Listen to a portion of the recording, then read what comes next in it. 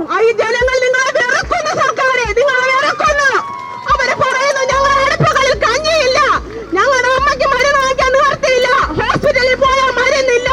ചേച്ചിമാരെ, നിങ്ങൾ ഞങ്ങൾ അറിയാവുന്നത് കൊണ്ട് മാത്രം നിങ്ങൾ ഞങ്ങളൊന്നും ആക്ഷേപിക്കുന്നില്ല എന്ന് നിങ്ങളെ പ്രതിനിധിയെന്ന് പറഞ്ഞ് അവിടെ ചെന്നിരുന്നെങ്കിൽ ഞങ്ങൾ അവര് ചെരുപ്പൂരി അടിക്കും.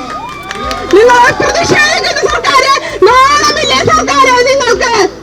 എന്തുകൊണ്ട് വിപ്ലവ പാർട്ടിയുടെ പ്രസ്ഥാനത്തിരിക്കുന്നവരാ മുഖ്യമന്ത്രി കണ്ണൂരിന്റെ ചോര പാർട്ടിയുടെ ചോര ചിന്തുന്ന കണ്ണൂരിന്റെ മണ്ഡലത്തിൽ നിന്ന് വന്ന പിണറായി സഹാബി എന്ത് ഈ പാവപ്പെട്ട സ്ത്രീകളെ മാനിക്കുന്നില്ല?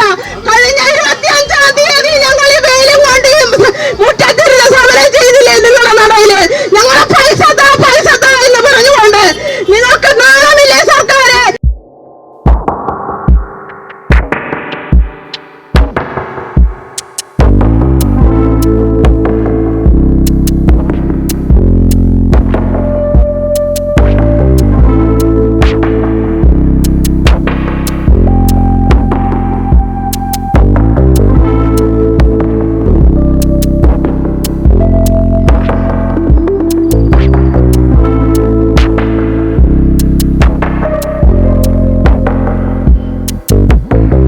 ആശാവർക്കർമാരുടെ രാപ്പകൽ സമരം 4ാം ദിവസത്തിലേക്ക് എത്തി നിൽക്കുമ്പോൾ അവിടെ ഈ സെക്രട്ടേറിയറ്റിന് മുന്നിൽ തന്നെ കഞ്ഞി വെച്ച് കുടിച്ചും നിൽക്കുകയാണ്.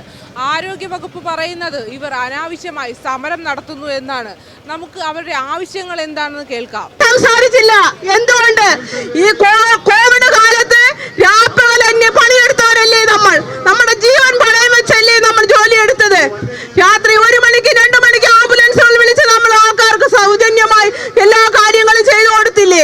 ആ നമ്മളെയല്ലേ ഇവരെ അവഗണിക്കുന്നത്? എന്തടിസ്ഥാനത്തിലാണ് ഇവരെ നമ്മൾ അവഗണിക്കുന്നത്? ഒന്ന് പറയൂ. നമ്മൾ പറയുന്ന ജോലികൾ ചെയ്യാത്തത് കൊണ്ടാണോ?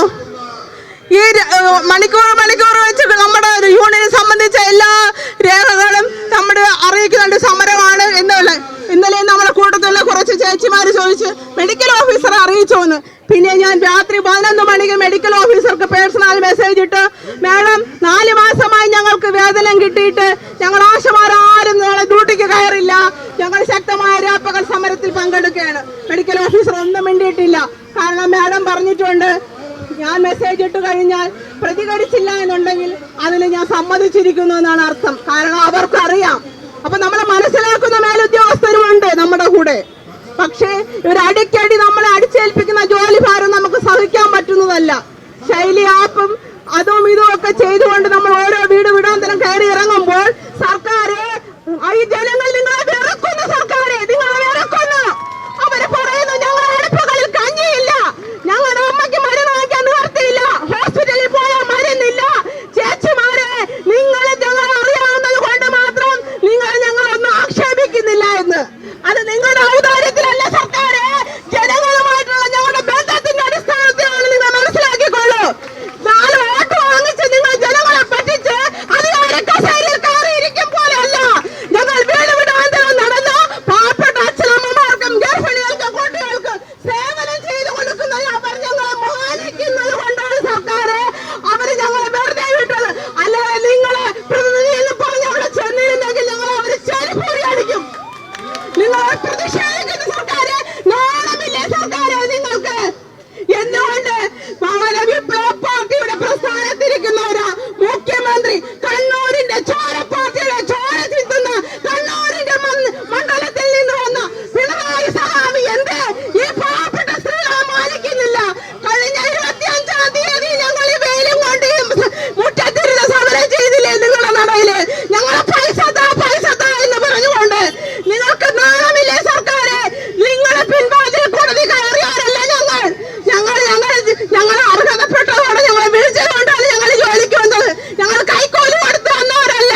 18 വർഷക്കാലമായി പണിയെടുക്കുന്ന അധ്വാനിക്കുന്ന തൊഴിലാളി വർഗത്തിന്റെ പ്രതിനിധികളായിട്ടാണ് ഞങ്ങളിവിടെ നിൽക്കുന്നത്. ഞങ്ങൾക്ക് വേണ്ടത് നിങ്ങളുടെ ഔദാര്യമല്ല, ഞങ്ങളുടെ അവകാശമാണ്. അവകാശങ്ങൾ നേടിയെടുക്കാതെ ഞങ്ങൾ ഈ സെക്രട്ടറിയുടെ പണിക്കൽ നിന്ന് ഞങ്ങൾ പോകില്ല. ഇതൊരു സൂചന മാത്രമാണ്. ഇന്ന് രാപ്പകൽ സമരമെങ്കിൽ നാളെ ഞങ്ങൾ സത്യാഗ്രഹം വിളിക്കും. സത്യാഗ്രഹത്തിന്റെ നേതാവായ ഗാന്ധിജി ആശാവർക്കർമാരുടെ അതിജീവന രാപ്പകൽ സമരം 4-ാം ദിനത്തിലേക്ക് കടന്നു എത്തിയിരിക്കുകയാണ്. അപ്പം ഈ സർക്കാരുകൾ നിങ്ങൾക്ക് നേരെ കണ്ണു തുറക്കുന്നില്ലേ? ഇത് 4 ദിവസമായിട്ടും ഞങ്ങൾക്കൊരു പ്രതികരണവും തന്നിട്ടില്ല. ഞങ്ങൾ സമരത്തിൻ്റെ കാര്യം പറഞ്ഞു ഞങ്ങളുടെ ഓഫീസർമാർ പോയി അന്വേഷിച്ചപ്പോൾ പറയുന്നത് ഇതൊരു അനാവശ്യ സമരം എന്നാണ് നമ്മുടെ ആരോഗ്യവകുപ്പ് മന്ത്രി പറഞ്ഞിട്ടുള്ളത്. പക്ഷേ ഞങ്ങൾ ഈ സമരത്തിന് മുന്നോട്ട് ഇറങ്ങിയതിന് കാരണം തന്നെ നവംബർ മാസം മുതലുള്ള ഞങ്ങളുടെ ഇൻസെൻറ്റീവോ ഓണററിയോ ഒന്നും കിട്ടുന്നില്ല. ഇതിപ്പോൾ 4-ാം മാസമാണ് ഞങ്ങളുടെ പൈസ മുടങ്ങി കിടക്കുന്ന. ശമ്പളം എന്ന് പറയാൻ പറ്റത്തില്ല, ഞങ്ങൾക്ക് ഓണററിയോ ഇൻസെൻറ്റീവുമാണ്. 4 മാസം മുതൽ വരെ ഞങ്ങൾ ഇതുവരെയും കിട്ടിയില്ല. പക്ഷേ അതാത് മാസമുള്ളത് ഞങ്ങൾക്ക് കിട്ടിയിരുന്നെങ്കിൽ ഞങ്ങളുടെ വീട്ടിൽ ബെഡ് പേഷ്യൻ്റുണ്ട്, കുഞ്ഞുങ്ങളുണ്ട്, പിന്നെ സുഖമില്ലാതെ കിടക്കുന്ന മെഡിസിൻ ആവശ്യമായ ഒരുപാട് പേരുണ്ട്. പക്ഷെ അവർക്കൊന്നും നമുക്കൊന്നും നമ്മുടെ കാര്യം കൊണ്ടൊന്നും ചെയ്യാൻ പറ്റുന്നില്ല. കൂലിവേല ചെയ്ത് കൊണ്ടുവരുന്ന ഭർത്താക്കന്മാർ കൊണ്ടുവന്ന തുക വെച്ച് ഞങ്ങൾക്കൊന്നിനും തികയാത്തത് കൊണ്ട് മാത്രമാണ് ഞങ്ങൾ ഇതിൽ എങ്ങനെയെങ്കിലും പിടിച്ചു പോകുന്നത് തന്നെ. കടിച്ചു പിടിച്ച് 17 വർഷം കൊണ്ട് ഞങ്ങൾ ഇതിൽ വർക്ക് ചെയ്തിട്ട് 10 രൂപ ഞങ്ങൾക്ക് വേണ്ടിയോ ഞങ്ങളുടെ കുട്ടികൾക്ക് വേണ്ടിയോ ഞങ്ങളുടെ കയ്യിൽ നിന്നും ഏതെങ്കിലും ഒരു അത്യാവശ്യ ഘട്ടത്തിനെടുക്ക് ചെയ്യാൻ പറ്റുന്നില്ല. വല്ലപ്പോഴും ഒരിക്കൽ എന്തെങ്കിലും സമരം ചെയ്ത് 2 ദിവസത്തിനകം വെച്ച് ഞങ്ങൾക്ക് നിങ്ങളുടെ 1 മാസത്തെ ഓണറേറിയം ഇട്ടിട്ടുണ്ട് എന്ന് പറഞ്ഞ് ഓർഡർ വന്നാലും 1 മാസം അല്ലെങ്കിൽ 2 ആഴ്ച 3 ആഴ്ച കഴിഞ്ഞിട്ട് വേണം ഞങ്ങളുടെ അക്കൗണ്ടിലോട്ട് ആ പൈസ വരുന്നത് തന്നെ. അല്ലാതെ ഞങ്ങൾക്ക് ഓണറേറിയം ഇട്ടിട്ടുണ്ട് എന്ന് പറഞ്ഞ് പിറ്റേന്ന് തരുന്നില്ല. ആലപ്പുഴ ജില്ല, കോട്ടയം ജില്ല, എറണാകുളം ജില്ല, ഇങ്ങനെ ഓരോ ജില്ലയിലും നമ്മുടെ ഗ്രൂപ്പ് വഴി വരുന്നു ഞങ്ങൾക്ക് ഓണറേറിയം ഇന്ന് വന്നു, പിന്നെ ഒരു 3 ആഴ്ച കഴിഞ്ഞാണ് അടുത്ത തിരുവനന്തപുരം ജില്ലയ്ക്ക് വന്നത്. ഏറ്റവും ലാസ്റ്റാണ് തിരുവനന്തപുരം ജില്ലയിലെ ഓണറേറിയം വരുന്നത് തന്നെ. അതും 3-4 മാസം പെൻഡിങ്ങായി കിടക്കുമ്പോൾ 1 മാസത്തെ തരും. വീണ്ടും ഞങ്ങൾ ഇതുപോലെ ഇങ്ങനെ സംസാരിച്ചുകൊണ്ടേയിരിക്കും, ഞങ്ങൾക്ക് പൈസ വന്നില്ലല്ലോ എന്ന് സംസാരിക്കുമ്പോൾ മാത്രമാണ് വീണ്ടും പിച്ചച്ചട്ടിയിൽ എറിയുന്നത് പോലെയാണ്. ഞങ്ങൾക്ക് ക്യാഷ് ഞങ്ങൾക്ക് ചുമ്മാ തരുന്നത് പോലെയാണ് ഞങ്ങളുടെ ഓരോ മാസത്തെ ഓണറേറിയം തരുന്ന. രാവിലെ 9 മണിയോ അല്ലെങ്കിൽ 8 മണിക്കോ ഞങ്ങൾ ഇറങ്ങിക്കഴിഞ്ഞാൽ തിരിച്ച് വീടെത്തുന്നത് 7:30 മണി 8 മണി. ചിലപ്പോൾ രാത്രി വന്ന് കയറി കുറേ ഡയറി എഴുതി ആ റിപ്പോർട്ടെല്ലാം ശരിയാക്കി കൊടുക്കുന്നു. ഇപ്പം അശ്വമേധം എന്നൊരു പരിപാടി വന്നു. 2 മണിക്ക് ഞങ്ങൾക്ക് റിപ്പോർട്ട് കൊടുക്കണം. ഒരു വാർഡൊന്നിന് 70 വീടാണ് വിഭജിച്ച് തന്നിട്ടുള്ളത്. 700-800 വീടുള്ള വാർഡിൽ ഒരു ദിവസം 70-75 വീടും 2 മണിക്ക് മുന്നേ ചെയ്ത് അവിടെ എത്ര ആൾക്കാരെ കണ്ടു, നിങ്ങൾ എത്ര ഹോം വിസിറ്റ് ചെയ്തു, അതിൽ എത്ര പേരെ പരിശോധിച്ചു എന്നെല്ലാം നമ്മൾ റിപ്പോർട്ട് 2 മണിക്ക് മുന്നേ ഞങ്ങളത് കൊടുത്തിരിക്കണം. 2 മണിക്ക് മുന്നേ കൊടുത്താൽ മാത്രമേ അന്നത്തെ റിപ്പോർട്ട് അവർക്ക് അടിച്ചു പോകാൻ പറ്റുള്ളൂ. ഇതിപ്പം നമുക്ക് ശൈലി വന്നു ഫസ്റ്റ് ശൈലി വന്നു, 2ാമത്തെ ശൈലി വന്നു. അതിലെല്ലാം ഈ LCDCയുടെയും എല്ലാ രോഗത്തിൻ്റെ ഡീറ്റെയിൽസും ഉണ്ട്. അതെല്ലാം ചെയ്ത് തീർന്നപ്പോഴാണ് LCDC വന്നത്. ആദ്യത്തെ 12 ദിവസം ഓരോ ഡ്യൂട്ടിയും ചെയ്യണ്ട എന്നും പറഞ്ഞ് ഞങ്ങൾക്കിപ്പോൾ LCDC തന്നിട്ടുണ്ടായിരുന്നു. അത് കഴിഞ്ഞ് ഇപ്പോൾ ഇന്നലെ ഒരു ഓർഡർ വന്നു, 22-ാം തീയതി വരെ അത് നമുക്ക് മാറ്റി എന്നാണ്.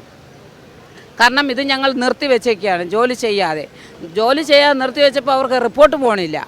ആ ഒരു കാരണം കൊണ്ടാണ് 22-ാം തീയതി വരെ ഞങ്ങൾക്ക് അത് മാറ്റിവെച്ചാൽ ഞങ്ങളെ റിപ്പോർട്ട് പോകണം. എന്നാൽ മാത്രമേ LCDC എത്ര പരിശോധിച്ചു, എത്ര വീട് സന്ദർശിച്ചു, എത്ര ആൾക്കാരെ കണ്ടു, 30 വയസ്സിന് മേലുള്ള എത്ര ആൾക്കാരെ കണ്ടു എന്ന് റിപ്പോർട്ട് കൊടുക്കാൻ പറ്റൂ. ഇതിനാണോ ഞങ്ങൾ അനാവശ്യ സമരം എന്ന് പറയുന്നത്? ഞങ്ങൾ ചെയ്യുന്ന ജോലി കറക്റ്റ് ടൈമിൽ അവർക്ക് റിപ്പോർട്ട് കിട്ടാത്തത് കൊണ്ട് 22-ാം തീയതി വരെ ആക്കി. അപ്പോൾ എന്തുകൊണ്ട് 22-ാം തീയതി വരെ ആക്കി? അവർക്ക് 12-ാം തീയതി എന്തുകൊണ്ട് അവർ നിർത്തിയില്ല? അവർക്കുള്ള റിപ്പോർട്ട് കിട്ടാത്തത് കൊണ്ട്, അത് ആശമാർ ചെയ്യാത്തത് കൊണ്ട്, അവർക്ക് ആ റിപ്പോർട്ട് കിട്ടാത്തത് കൊണ്ട് മാത്രമാണ് അവർ 22-ാം തീയതി ആക്കിയത്.